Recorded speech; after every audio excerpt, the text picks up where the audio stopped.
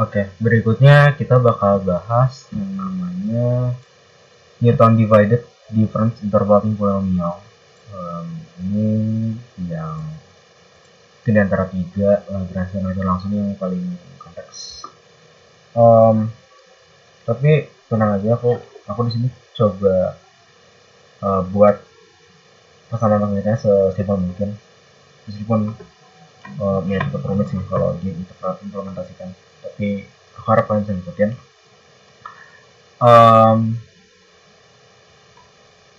Yang pasti ini tuh persamanya aku tulis ulang sendiri, jadi ini nggak ada di buku atau di internet.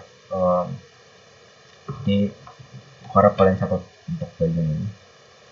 Jadi untuk fx itu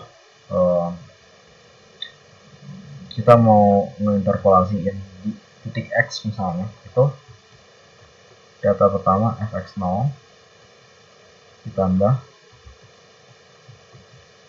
jumlahan data gitu ya,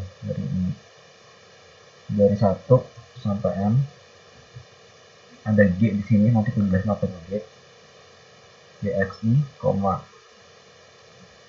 x0 titik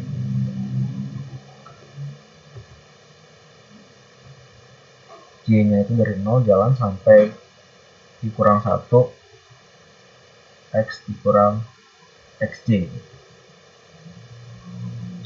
Nah, dimana G XI, XJ ini didefinisikan sebagai ada 2 gitu ya.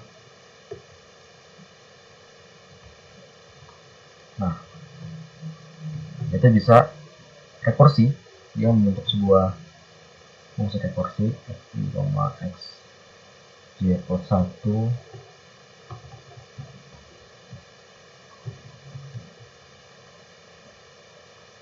dikurang dia xi dia itu dikurang 1 xj, kemudian dibagi xi dikurang xj gitu. Ini untuk i kurang j nya itu lebih dari 1, berselisih lebih dari 1. Kemudian untuk base case nya atau kasus dasarnya itu adalah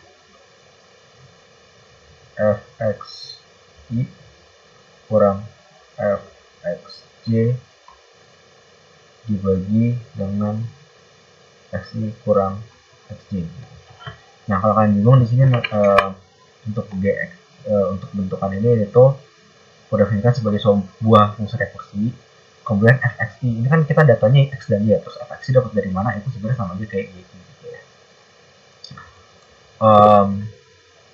Jadi di sini bakal ada n plus 1 data gitu sebenarnya ya, bakal ada n plus 1 data.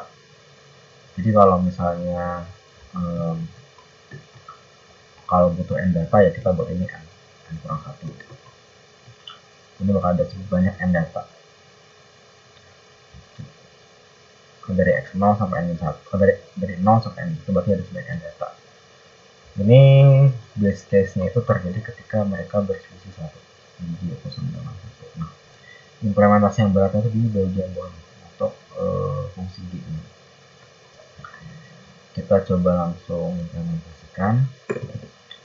Pertama kita misal punya input ya, langsung pakai data yang ada di praktikum 4. 02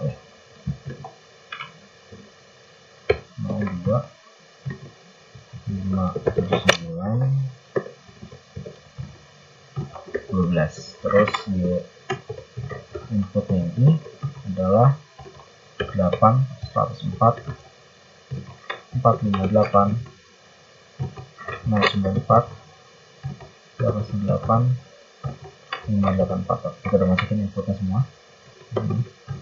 Sekarang kita implementasikan semua ini. Nah, berarti kita buat hasil pertamanya itu ya 0. Ya, 0. X 0 ya input 0 kan. Kita lakukan looping for the range. Nah, ininya dari, hati-hati ya, jalannya dari 1 ya, bukan dari 0. Dari 1 sampai n-1.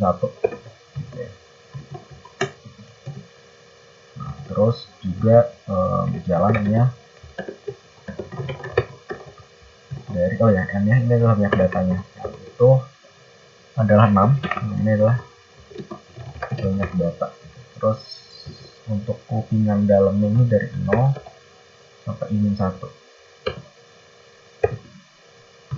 Atau ya, karena ini Python jadi aman.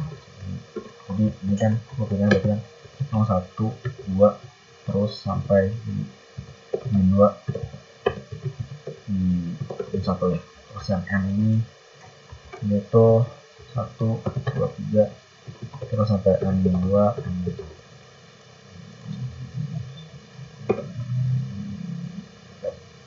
nah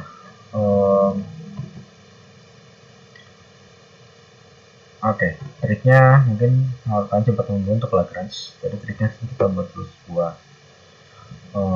pengalis sederhana, misalnya pengalis atau sedikit-sedikit apa ya, supaya terkali.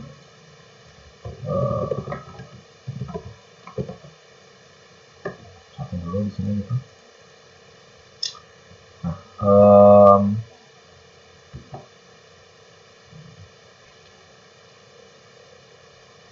oke.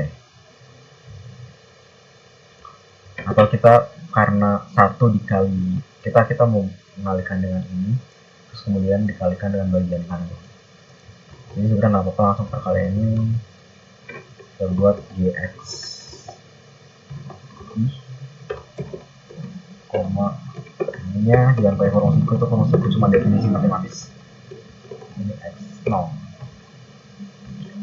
kita buat si fungsi yang sekarang, fungsi ini juga hati-hati untuk nama variabelnya, kita namanya input kan ya, input. Nah, kita definisikan g itu ada 2 input kan, i, x.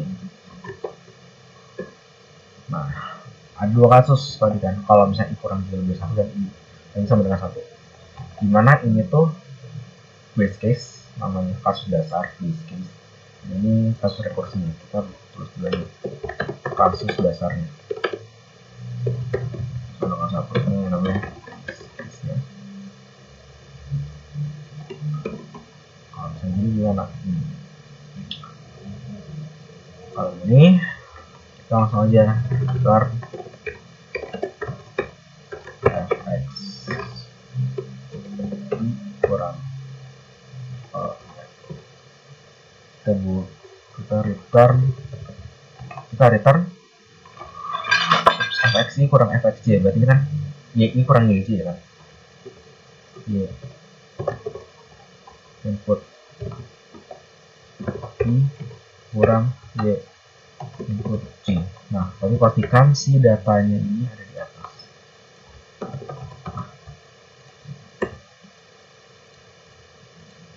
Dibagi sama x i kurang xj.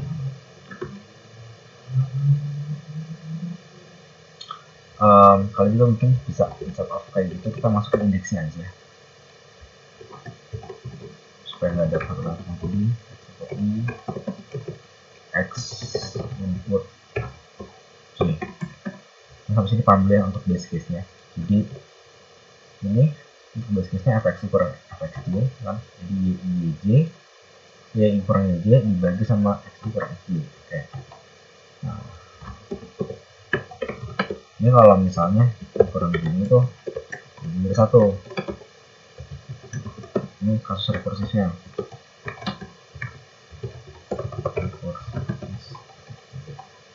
Kalau gini kita return fungsinya itu sendiri. Makanya ini disebut rekursi, jadi fungsi yang memanggil fungsinya sendiri. Kita masuk indeksnya aja, yaitu i, j plus 1 dikurang G min 1 J gitu kan, terus dibagi sama XI kurang XJ. Nah, udah selesai. Ini jangan lupa input namanya, karena kita namanya sidatnya X input sama Y input gitu. Jadi untuk def G ini itu untuk kasus ini. Kita balik lagi ke bagian sini. Jadi kita udah dapetin bentuk depan yang DXI X0 ya. Nah, udah gitu tinggal lakukan deh perkalian sama dengan perkalian kali X kurang XJ. Nah, X ini adalah X yang kita ingin cari. Nah, sini X yang kita ingin cari adalah F8. X-nya 8. Itu hasil sama dengan hasil keluar plus perkalian. Dan selesai. Dan ini sedikit reminder aja, untuk interpolasi ini datanya nggak bisa terlalu banyak karena ini kan rekursif gitu ya, jadi bener-bener bakal dalam banget gitu. Kalian bisa cari sendiri apa itu rekursi dan kenapa itu lambat. Jadi data yang dimasukkan nggak bisa banyak. Kalau misalnya ini loadingnya agak lama ya memang karena algoritma ini lebih lambat. Oke, lanjut, tinggal di print hasilnya.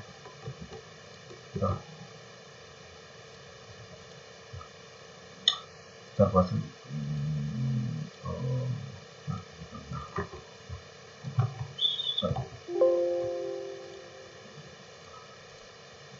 untuk printnya dong. Oke, kita print.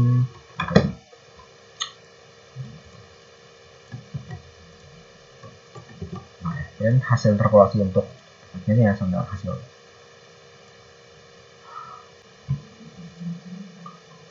Oke, jadi di sini ada typo saat kita kurang sampai kurang.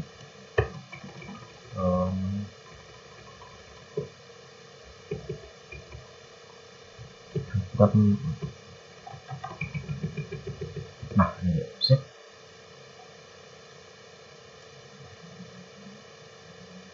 Dapatkan untuk interpolasi di F8 nya 776. Yep, cukup pendek tapi memang kompleks untuk formulasinya. Jadi ini tolong catat.